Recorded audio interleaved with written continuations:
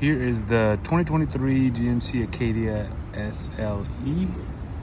A little bit under 20,000 miles. In a great color, wheels and tires. Still in really good shape.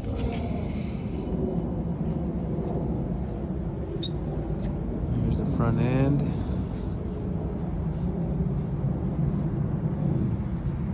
The sun shining off of it. It's a real nice color.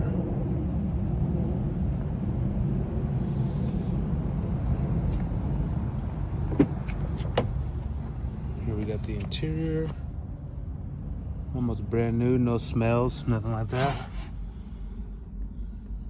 There's the button cluster, shifter screen.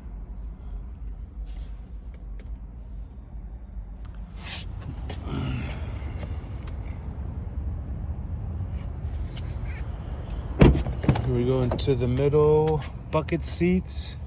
There's a control panel there. And then of course you got your third row also. 2 seats, third row vehicle.